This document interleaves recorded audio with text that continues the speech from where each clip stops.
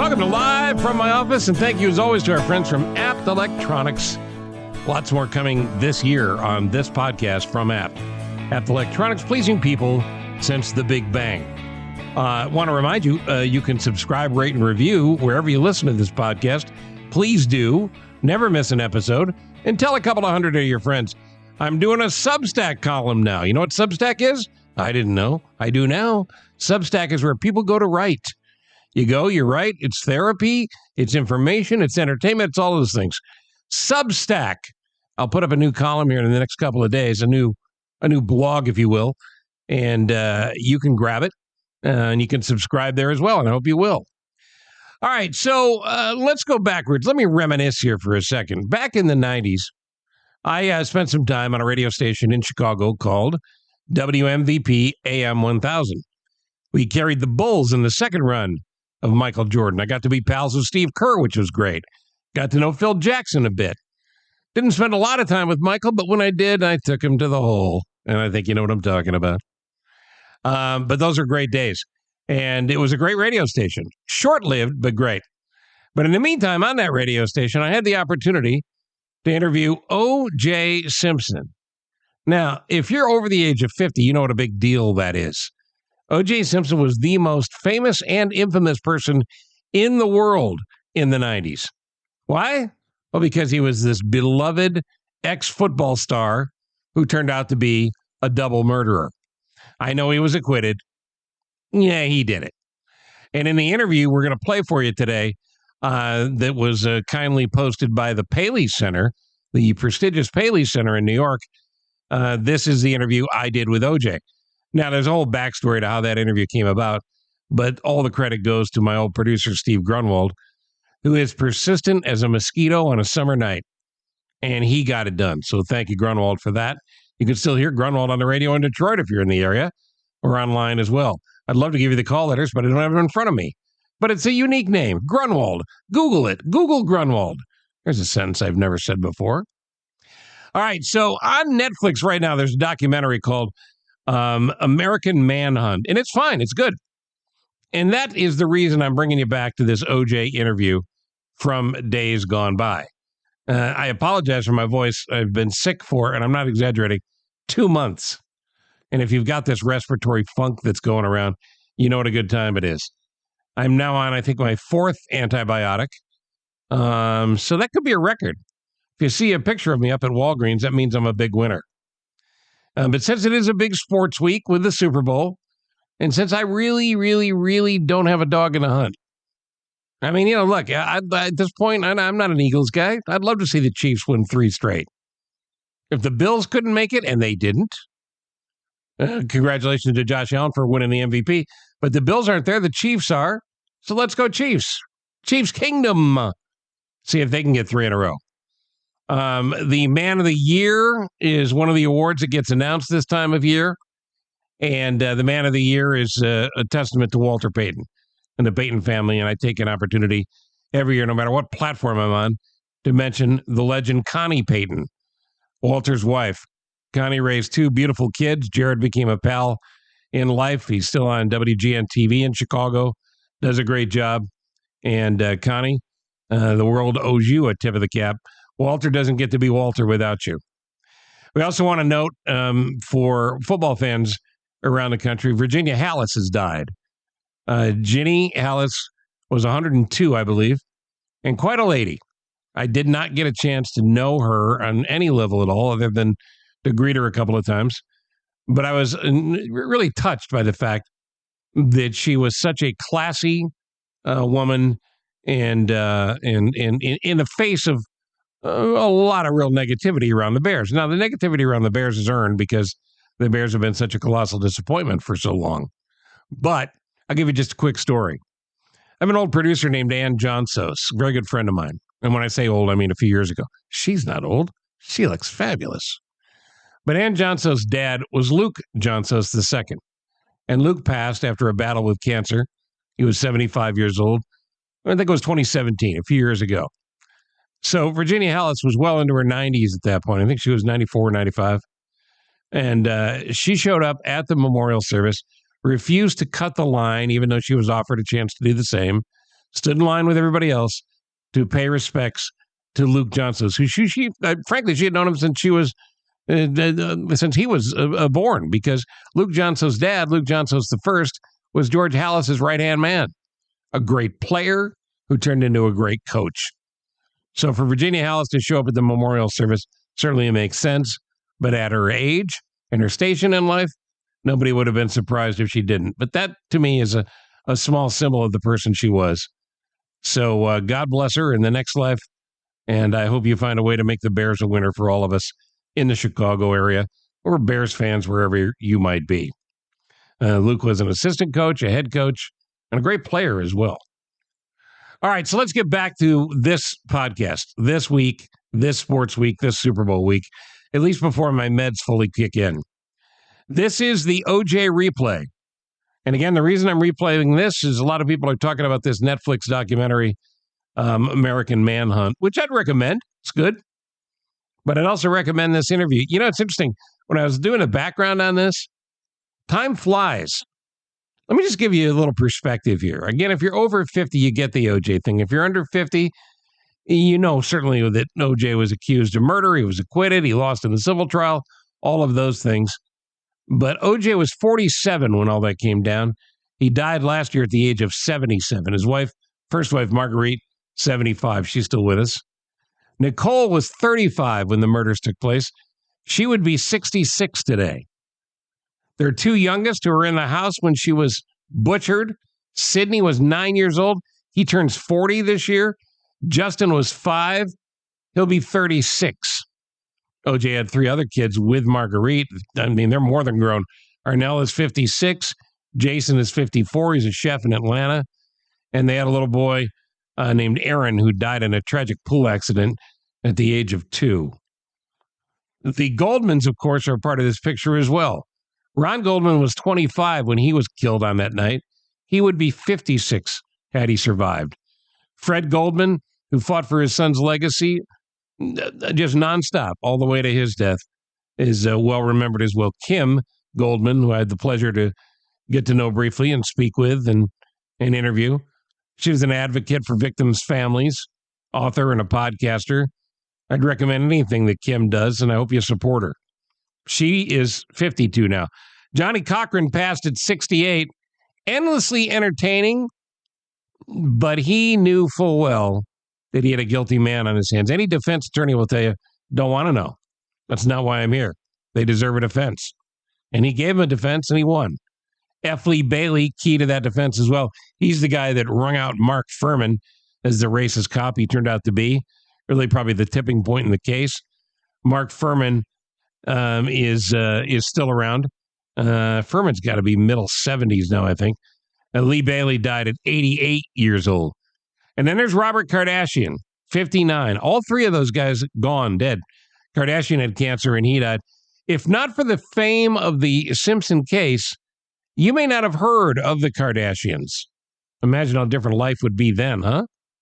Robert Shapiro was the guy who got the case first. He is now 82. He never fully, I don't want to say recovered, but he never fully got his swagger back after that case and after Johnny Cochran took over. Shapiro would later say he thought it was despicable that the race card was played. But he was in the room when they made the decision. Robert Shapiro, though, famous for another reason. He invented LegalZoom. And I think you can still see him on the commercials occasionally. And DNA is such a big part of court proceedings now. Barry Scheck was also key to OJ's victories in court. Barry Scheck, 75 years old now. Alan Dershowitz still around. That Weasley little Harvard professor. More famous now as defender of Trump and a friend of Jeffrey Epstein. Not a great legacy there. Marcia Clark did TV and wrote books after the Simpson case. She's now 71. Chris Darden is 68. He's prominently featured in the American Manhunt documentary on Netflix. You know, Johnny Cochran was his mentor and his friend prior to that trial. Here's another weird tie. Gil Garcetti was the embattled DA of Los Angeles. Garcetti went on to be a photographer around the world after he left the DA's office. His son, Eric Garcetti, is the current mayor of L.A. Judge Ito, you remember Ito, or maybe the Leno bit, the dancing Itos? Judge Ito retired as a judge in 2015. Kato Kalin made a career out of B show business after being the freeloader with OJ. Kato Kalin, nice guy. He's still around. He's 65. He tried radio. He was a guest on everything. Did a lot of bad movies, reality TV, game shows. Nancy Grace. Oh, God. I can still hear her voice. She's 65. She just cut a new TV deal. Dan Abrams, he's all over your TV and your internet. He founded Mediaite along with a bunch of other websites. But he was on Court TV covering OJ before he segued to ABC and network work. Greta Van Susteren and Jeanine Pirro, the judge on Fox. Greta went on to do Fox as well. They both come out of the OJ case. Jeffrey Toobin was working at the New Yorker. He's the one that broke the story that the Simpson people would play the race card. He also is famous for being the dumbest guy ever on Zoom for masturbating in the middle of a Zoom call. Somehow he got his job back at CNN. But Jeffrey Toobin got his start in fame in the OJ case. Geraldo was kind of an afterthought. Geraldo was a household name, but he had the bad daytime talk show. And he also had the Al Capone vault thing. He rebuilt his reputation and really built and saved MSNBC in the early days by constantly covering OJ. And Harvey Levin from TMZ, he was a KCBS reporter. He is the guy that was also started by OJ. All those folks famous because of the OJ case. And one more. Faye Resnick of The Real Housewives. Faye Resnick was a friend of Nicole Simpson. And Nicole Brown Simpson had a 4 or 5 year relationship with her. You'll hear in my interview with OJ that he basically blames Faye Resnick for the killings. That never went anywhere, but that was one of OJ's stories. All right, enough. Let's get on with it. OJ Simpson appearing with me, thanks to Grunwald, on AM 1000 WMVP in Chicago back in, what had been, 97, I guess. 96 or 97. There's some history here. You'll hear him answer the question when I ask him, will he date again? And his bizarre response about how women like a bad boy. And I even ask him at the end, or I shouldn't say ask him, I make a statement at the end about his own belief in his innocence, which I think is interesting. So stick around for the end. You'll see what I'm talking about. In the meantime, I'm glad you're here. I'm glad you're listening. Here's my interview with OJ Simpson from the 90s on Live from My Office. The Steve Cochran Show, and let me pick up the phone. OJ Simpson from Los Angeles. OJ, hello. Hello, Steve. How are you? I'm fine. And yourself? Oh, I'm doing fine. Let me just start with some general questions. What is your life like now? What are you able to do? What are you not able to do? Do you have any sense of normalcy? Well, yeah. From my point of view, yes. Obviously, it's not the life that I lived previously. I'm not on the road as much, but I'm still... I was a guy who played a lot of golf. If you look at the 5 or 6 years preceding 94, I was in the public when it came to work, NBC, ABC before that. Outside of that, I played golf, and I was a guy who went to bed at 8:30, 9 o'clock. Or most people knew that if you called my house at 9, OJ's already asleep. I was up early playing golf. I think I teed off at 6:30 just about every day that I wasn't working. So that portion of my life is pretty much the same. Well, that's the main thing we see now. When we see news footage of you, it's usually somebody following you around a golf course with a camera. Yeah. The only difference now is I don't work. So when you're out there playing golf, or when you're out going out to dinner or whatever, it's 3 years later. Yeah. What are people saying to you? What's the public's reaction to you? The people are terrific. For a while there, I couldn't even buy a meal because when I went out, people would buy my meal. Someone would, when it was time to pay the check, the waiter would say, the people that were over at such and such table bought your meal. People would buy me drinks. Occasionally, and I would say now, let's see, it's been 2 years since I've been out of incarceration. I think on 3 occasions, I had someone say something to me. You mean out of all the times you're out, whether it's transporting your kids around or going out to eat or whatever, in the last 2 years since you've been out of jail, you're telling me only on 3 occasions someone has been rude? One occasion on a golf course, 2 occasions in a Is that restaurant. the time you took the swing at the guy? No, I did. That was, as you may have noticed, the guy never went on TV and said that I took a swing on him. Well, one of the disconcerting things about it is what the media says and what actually happens. In that particular incident, there were tons of witnesses, about 6 or 7 that the LAPD spoke. But I'm fascinated by that, and I think the public would be too, that, in the 2 years since you've been out, that only on 3 occasions, that people have been rude to you in any way. Yeah, that I've been out. Now, I've heard, I would say, I think if you had asked my security, you may hear about once a month, some guy will come by and yell something. You're not under threats of any kind? I don't know. I'm sure in some of the letters, people may have said things threatening, but once again, you gotta live your life based on yourself. My biggest problem coming out of incarceration was the anger that I had, and it was people close to me told me that, hey, I wasn't the same person. And when I realized that my anger was changing who I was and how I dealt with people, I was able to get with a buddy of mine, my mom and Rosie Greer, and for me, the Jesus Christ.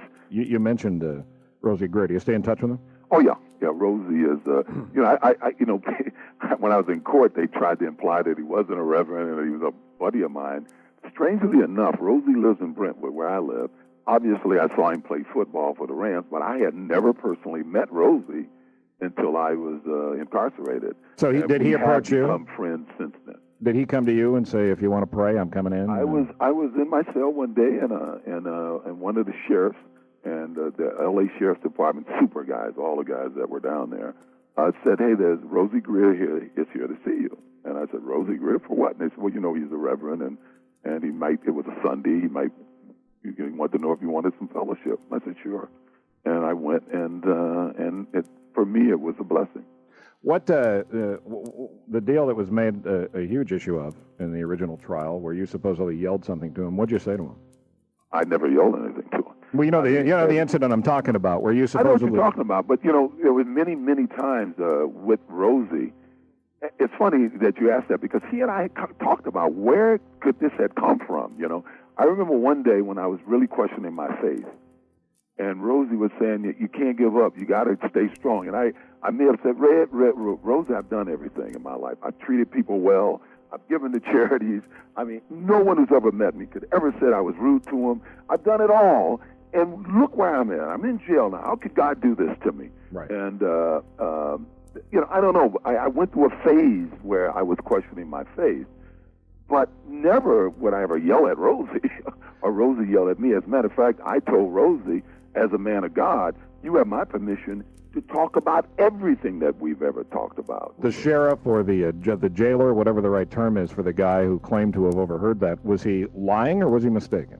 Well, I think you got to look at his background, see what he's doing today, and see what he is all about. And fill me in. I don't know.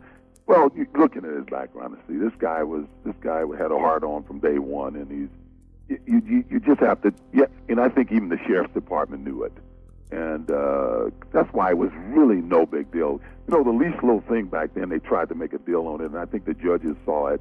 I think his superior officers kind of understood what might have been going on with him, and I don't think he ever said he specifically heard anything. He just heard a part of a conversation, he says, and of course, during that period of time, everybody jumped to conclusions. A lot's been made about your romantic life. Paula Barbieri's hawking a book. Yeah. We got a call yesterday about having her on, and what's the situation now? Are you dating? I really don't want to talk about my personal life at this time. All right, thanks for being on, OJ. It's been great to have you. Now, Steve, but I do take pride in the fact that despite so much that was said about me when I was incarcerated during the trial, that every girl who's ever been involved with me in any way, shape, or form, despite many were offered hundreds of thousands of dollars to say negative things about me, they all were totally supportive and said I was a good guy. So I take some pride in that. Well, I'm not looking for names, but I'm curious about where you meet women, and do women approach you? Yeah, it's sort of an interesting thing. I mean, I've had discussions with friends about it. when I was a good guy and thought by everybody to be a great guy, obviously, I was married most of the time, but there were times that I wasn't, and I was dating and seeing girls. Now it's a lot easier for whatever reason. I guess it's this sort of bad boy, why girls like rockers, I guess, that bad boy mentality. I've met a lot of girls, and some girls, most of them that I've met, obviously, since I don't go many places, I met outside of my house, and I have dated a couple of the girls that I've met. So when a woman approaches you, and I don't want to spend too much time on this, but this is fascinating. When a woman approaches you, I mean, does she jump in with, you're OJ Simpson, I've always wanted to meet you? Is it like a standard? It's interesting. I think a lot of it is the people who say they supported me. And, I've always been sort of a religious guy, and a lot of times that's involved. Do you want to get married again? I think I can't visualize it at this point because I've got 2 kids, and I'm kind of focused on the 2 kids at this point, and I don't know if I have the energy for a relationship, that type of relationship. But I am at heart a married guy. I've been married virtually my entire adult life. I mean, right when I split with my first wife, I lived with Nicole for 7 years before we got married. So I like the institution. So who knows? I hope, I pray. One of the things I've said to my mom is that my biggest fear is that I wouldn't trust a girl enough and love her the way I love Nicole and the way I love Marguerite. And I hope that changes. Let me ask you about the kids. Yeah. You regained custody of the kids last fall. Yeah. What's that adjustment been like? Well, even when Nicole and I split, she purposely moved only 5-6 blocks away so that we can raise our kids. So even during the period of time we were apart, my kids were at my house every day. They were with me or her. We shared custody of the kids. So I was accustomed to having them around. Of course, I had these very competent, Nicole was very competent, Marguerite was very competent. It is a full-time job, and I do have a lot of admiration for single parents at this point, especially mothers. And we're doing just fine. Are they in counseling of any kind? Are you in counseling of any kind as far as getting with them? At times I do, because just, if you can imagine, Steve, if you had an 11-year-old daughter. I got a 10-year-old daughter. So imagine if your wife wasn't around. It is tough, and I don't think that, I think I would probably be in counseling if Nicole was alive today. I would still be in counseling from time to time. Probably be a good idea. Dealing with it. And my kids, it's tough because my kids obviously don't like counseling.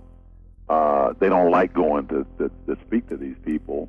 And they're doing so well, so sometimes it's hard to say to them, come on, we're going to go sit, we're going to talk to Dr. whoever it is, and they don't want to. Have they ever it's hard at times to force them to because they're doing so well or they seem to be so happy. Right. But I do know that the key is, I felt for my family, is because we have so much support in our family, and my family is so close, we needed to make the younger kids as strong as my older kids, and we all are, because we don't want people to we don't want them to go through lives with people feeling sorry for them. And my biggest fear of the kids being in Laguna is that the Browns seem to want to be felt sorry for. And poor Sydney, and I know my daughter didn't like that when people would say that. Well, yeah, but so we don't want whatever the situation, whatever has happened, they still got to be productive human beings. Well, of course they do, and you want to give them the best shot they can. Yeah. But by the same token, the Browns, as their grandparents,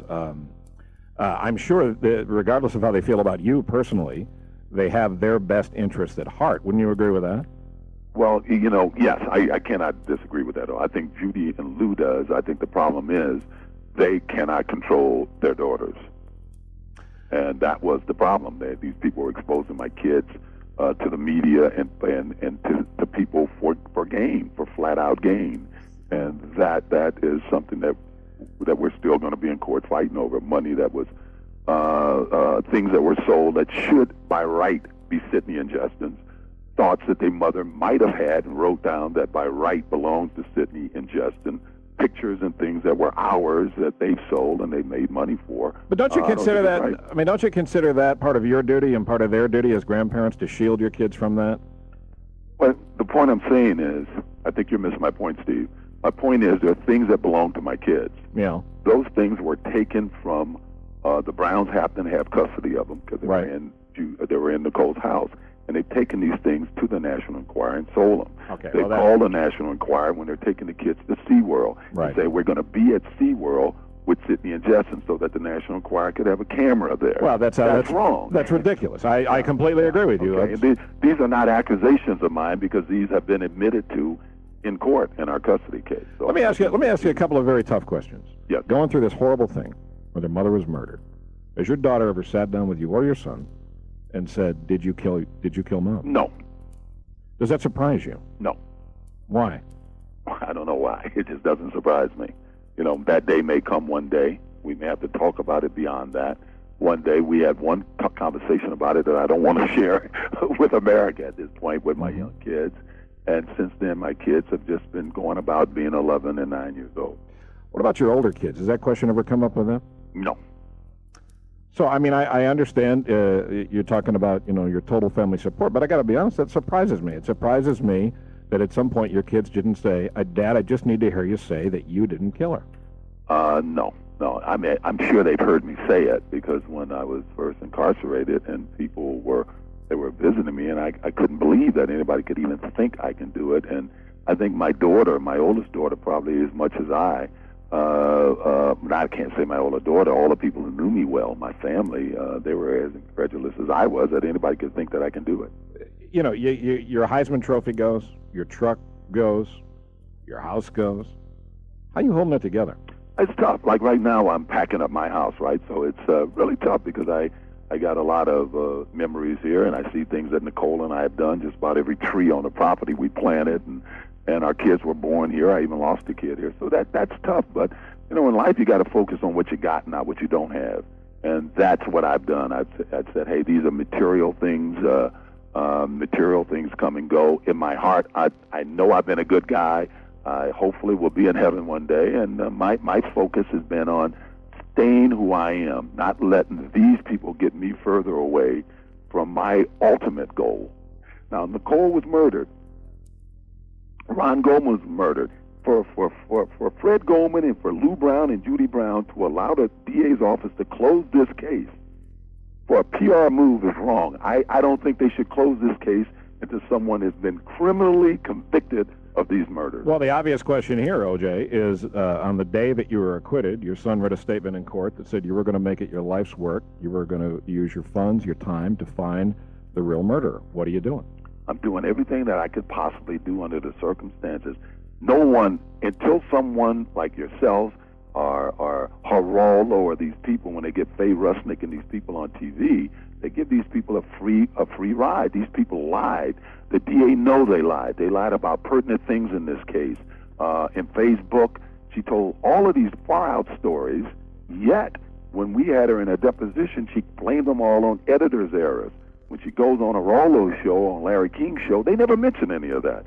Why did you lie about this? Why was Nicole crying hours before her death? Everyone who knows has said Nicole wasn't a girl that cried easy. Few of us have ever seen her cry. I've seen her cry twice in the 17 years that I know her.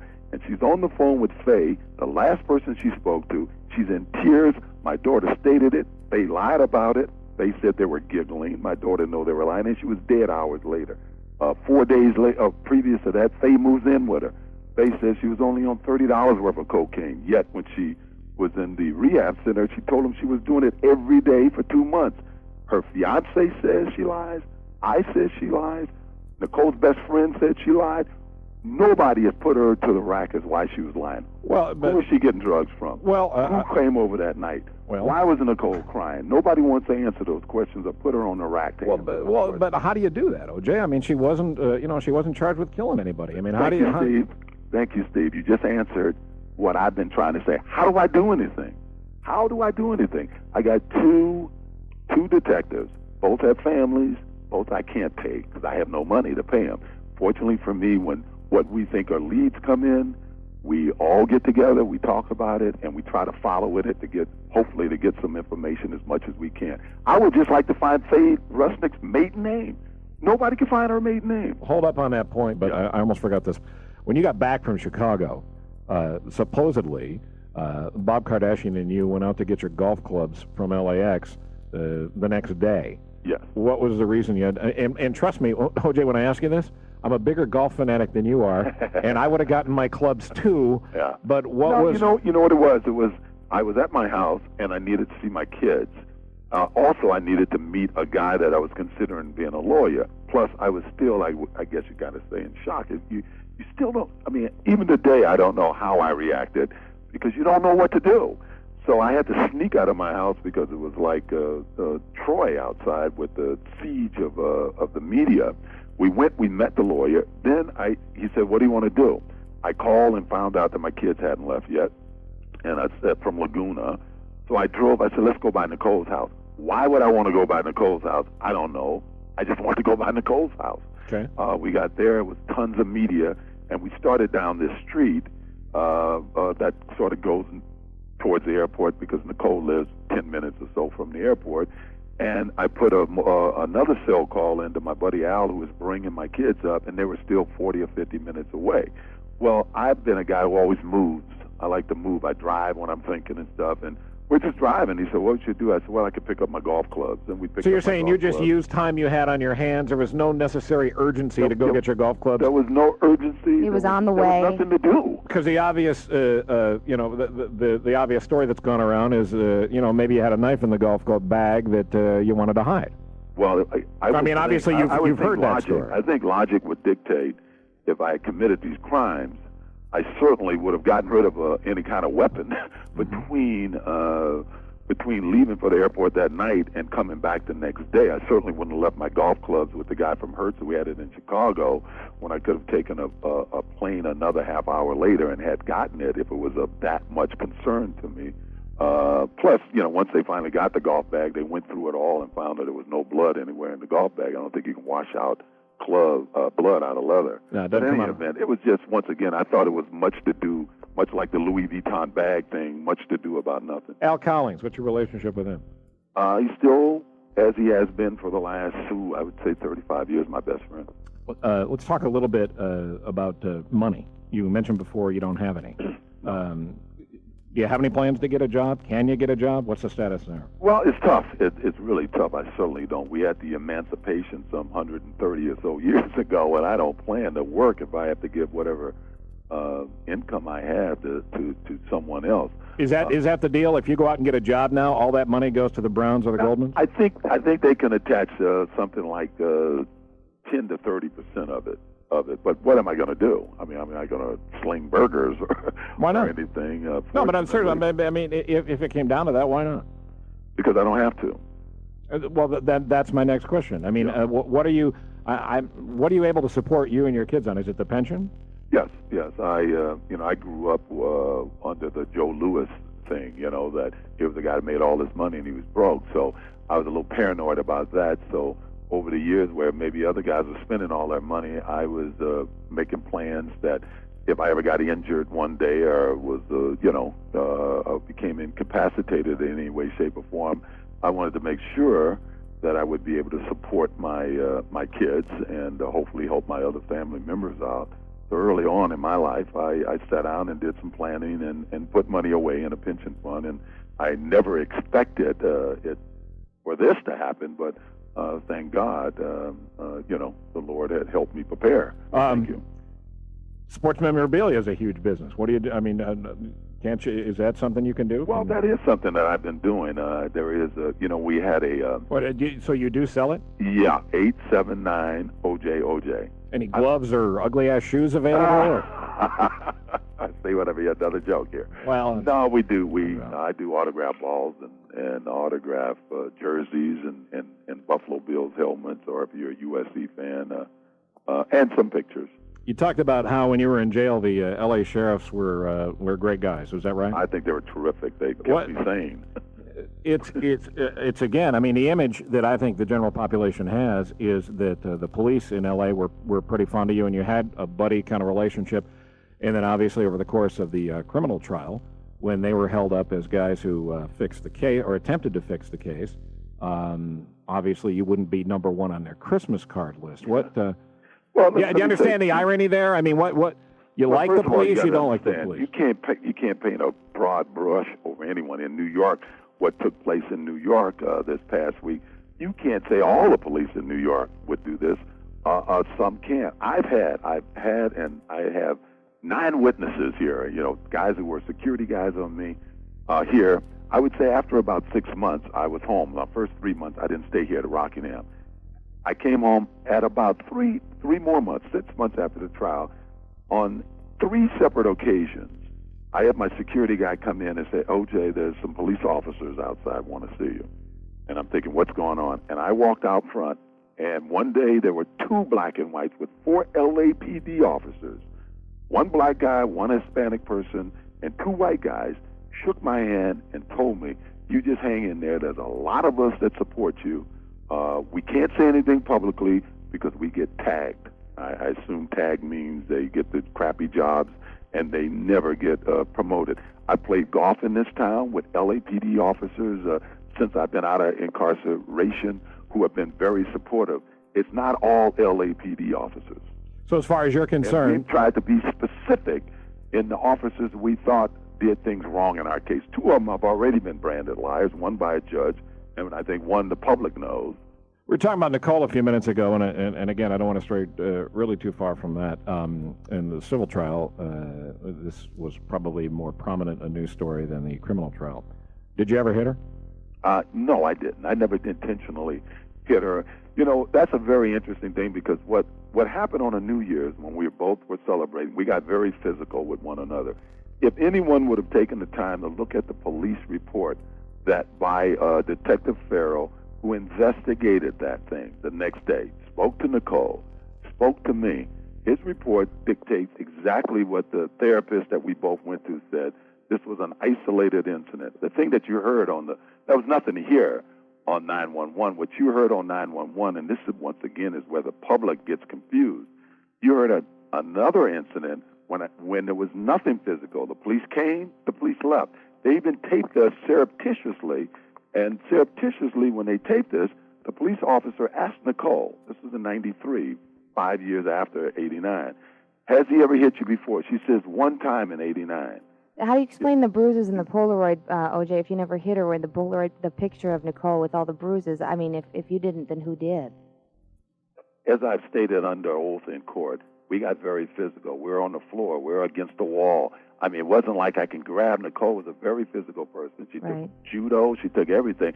You can't, if your boyfriend tried to get you out of your bedroom and you guys got to tussling, the chances are you both may end up with some bruises. So you hit yourself? I mean, did she hit the wall? Have you ever wrestled? Yeah. No. If you ever wrestle, the point I'm saying is I've never made an excuse back then, and I'm not trying to make one now.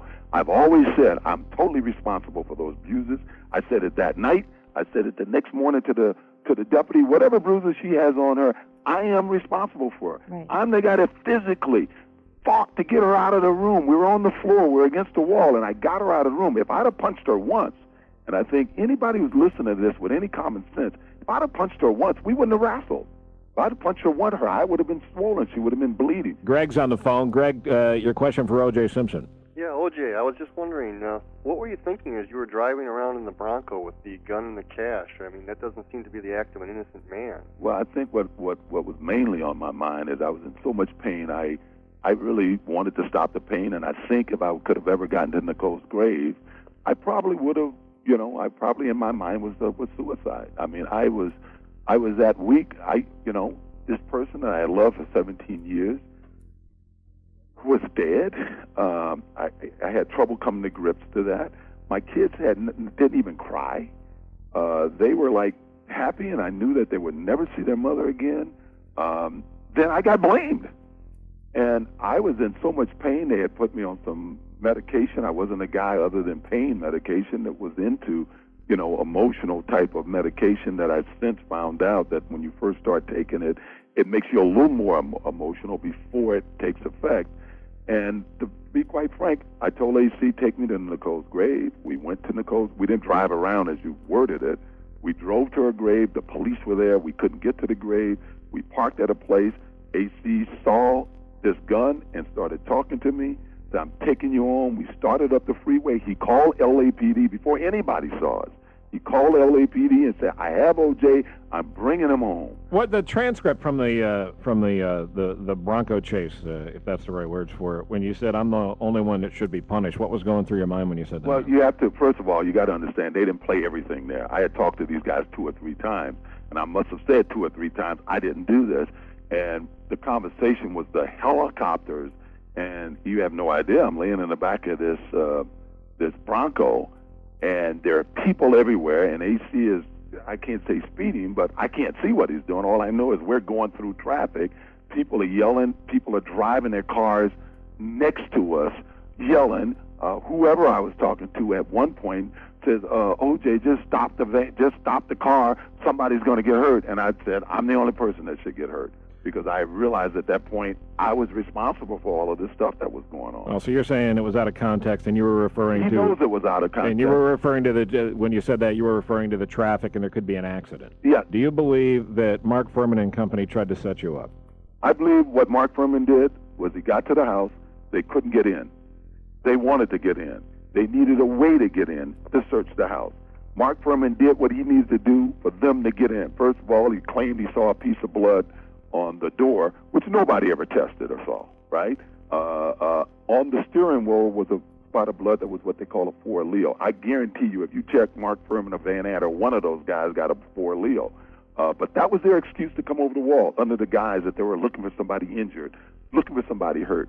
Now they get over the wall, they still can't get in. They run into Cato. Cato says, did OJ's plane crash? All 4 of the officers testified under oath. They didn't hear him say that. They're looking for OJ. The first guy that they find at 5 o'clock in the morning says that OJ plane crashed. They all claim they didn't hear it. They still want to get in the house. Arnell comes. They find out that I'm off in Chicago. Now they can't search the house. So what better way to search the house than for Furman to go off for 20 minutes and all of a sudden, I found the glove. Now they run everybody out of the house and they can search the house. I don't think they were trying to set me up at that time. I think they were trying to get in my house and search my house. Well, that's that's the only reason they did it. Well, there you go. Then it snowballed. And nobody saw anything and nobody knew nothing. Let me get Tracy on. Tracy, you're on with OJ Simpson. Hi. You've insinuated that the different verdicts, criminal versus civil, had to do with the racial composition of the juries. Don't you think it had more to do with the sideshow antics pulled by your criminal attorneys that took the focus off the issue of your guilt or innocence of the murders and made it a black-white issue? Well, first of all, I don't think they made it a black-white issue. I think that came up. I think Furman made it a black-white issue from day Yeah, but one. your attorneys brought Furman into the case. Of course we brought. My attorneys didn't bring Furman in the case. Furman brought Furman into the case. Furman was off duty. Furman drove over here to Rockingham. Furman brought himself into this case. Nobody else did. Furman jumped the wall. No, but I'm talking about bringing up things like, his past, his use of the word nigger, that whole thing. If you think that's insignificant. No, I don't. All right, let's go find a Nazi, and you ask a Jew if it's insignificant if they're a Nazi. I mean, I don't understand how you guys think here. But no, OJ, this man is on record as saying that if given the opportunity, he'd find a reason to frame a black man, especially a black man with a white woman. But you just My lawyers didn't make that up. But you just said that Furman didn't frame you. You said he. No. I said I think what he did in the search warrant. So here's where we get. Here's where my thing is about. Where I get into people about white America to an extent. When you're going to talk about, you're going to excuse Mark Furman's animus towards blacks. No, it's not excuse. There's no excuse. Black. Wait a minute. I don't want. No, you're not going to get away with putting me with Mark Furman. I don't use the word nigger. I never have, and I'm not going to start now. He's a disrespectful. He's horrible. And my lawyer is supposed to ignore this? I'm not saying they should ignore it, but listen. This guy found every so-called piece of blood on the car. It was Mark Furman that found it. Who went over the wall? Mark Furman. Who went off by himself for 30 minutes and came back 20 minutes and came back with a glove? Mark Furman, a man who has stated to people that if he knew a black man with a white woman, he'd do what, and told a white woman this, who testified in court, he'd do whatever he can to get the evidence on this guy. It's funny how you can see color when it's on the other side, but you can't see color when it's your side. But OJ, the deal is the reason I'm not a racist in any way, shape, or form. But OJ, the reason that people are angry is because those who believe that you did it believe you got away with double murder on national. And I totally understand that, and that's why people are angry, and people are entitled to their opinion. I'm not arguing with that. I've gone to campuses and sat there, and you've never heard OJ say once to anybody, only ask me the questions I want to ask. I mean, it really, really bugs me because I try to talk about the facts. I try to talk about the makeup of the juries, whatever it is. I don't think you should ever talk about juries. I've tried not to criticize the second jury. You haven't heard one word of criticism of them since since that trial has been over, because I don't think it should be in the media. I think the system works best in autonomy, because once you start getting everybody's opinion, no matter what the verdict is going to be, you're going to be guilty. The Ramsey parents, they're going to be guilty no matter what. Well, let me stop. Look what happened to this guy. Well, now, His life was virtually ruined. OJ, I've let you go a lot here. Let me stop you and right there, because there's a perfect example. The Ramseys, like you, had a ton of circumstantial evidence that points towards them. There's nobody black in that case. Yet, if you were to go by media accounts, certainly everyone that reads about this case and follows this case believes that they, either the mother or the father, one of them or possibly both of them, were involved in that little girl's death. I disagree with you, because I got to know a lot of people that don't believe it. I don't believe it. I don't see how any Christian could just believe it, because I don't see how anybody could think someone would kill their kid. Well, it happens, OJ. It happens every day. I know it happens every day. I've seen those people. I guess I've made a value judgment. I see two intelligent people. They're not in squalor somewhere. They don't seem to have any, I don't know. In my mind, until somebody proves to me beyond a reasonable doubt, those people should be given the rights that any other American should be given, presumed to be innocent. People will go on TV and say, oh, I think they're guilty. You don't know anything about these people's lives, and you think you know the evidence. Nobody really knows what the evidence is in this case. You know what the media has told you to this point. Who killed your wife? Who killed Ron Goldman? I think the answer is in the life of Faye Rusnick. But, I mean, you've been out for 2 years. You had a year to sit in jail and go through all of this. If you're an innocent man, and then logically, if I'm you, I sit around every day trying to figure out, even if I can't afford to do anything about it, I sit around every day and figure out who did it. Who do you think did it? First of all, wrong. You don't do it every day. You do it as much as you can do it, and then once it starts consuming you, you look at two kids and you say, hey, I got to start dealing with these two kids. Fair enough. I sat around with Nicole's friends. I sat around with detectives. We've sat around and we've gone through this as many times as you can go through it until until you people in the media start nailing Faye Rusnick. I'm telling you, you start nailing this woman in my heart, in my soul, in my entire being. I know the answer to Nicole and Ron's death is in the world of Faye Rusnick. Okay, but give me... I know it has to do with them drugs. I wasn't around these people. Okay, but give me a theory. In my belief, in my mind, Faye owed some money. Somebody came to Nicole's house for money. Nicole was crying on the telephone. I know this about Nicole. Nicole is a confrontational person.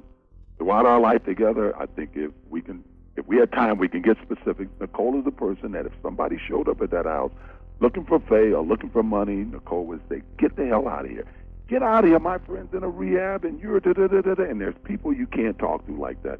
A couple of final things.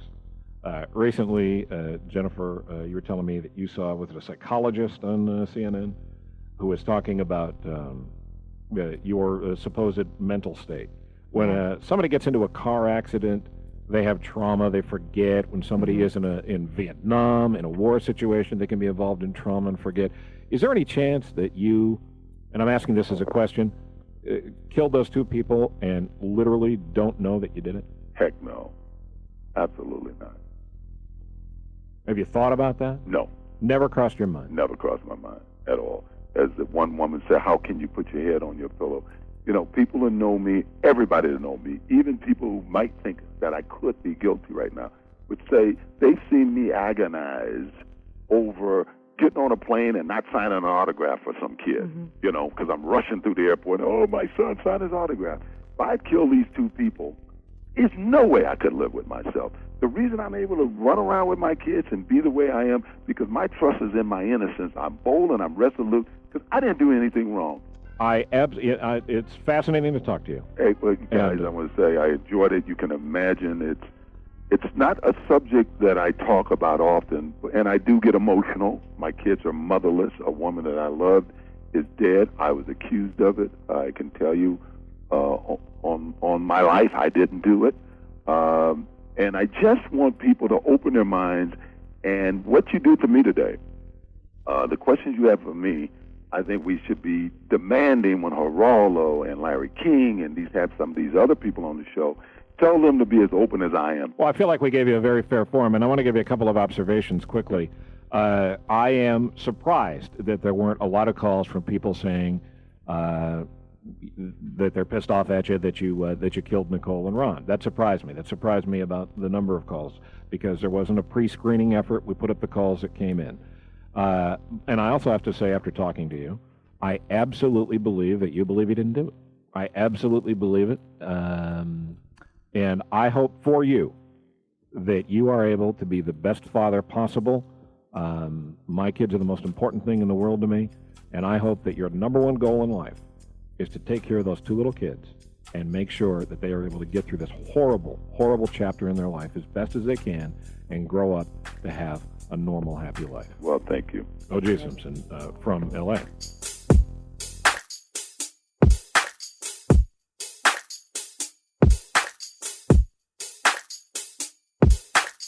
Well, there you go. A little bit of history. It's OJ Simpson, the interview. And again, that American Manhunt's on Netflix. Thank you, Ross Cochran, for producing this as always. And a reminder to you, because I grew up in a house with some domestic violence, don't ever, ever, ever allow yourself to be victimized by it without doing something about it to help your case. There's always ways to help. And if you want to help support domestic violence victims, there's a great charity I'd recommend. It's the Domestic Violence Hotline, the National Domestic Violence Hotline. Keep it handy, 800-799-SAFE, 800-799-7233, or thehotline.org. And it certainly ties into the OJ case, which is the reason I put it in this week's podcast. Check the show notes out. There's also a couple of links in there to Faye Resnick, who OJ was so adamant wanting me to know that Faye Resnick was involved in the killing of his wife. She wasn't. But you can check those links out again in the show notes. Thank you for listening. We'll do it again. We'll be back next time, and hopefully I'll be off the meds and even conscious for the next episode of Live from My Office.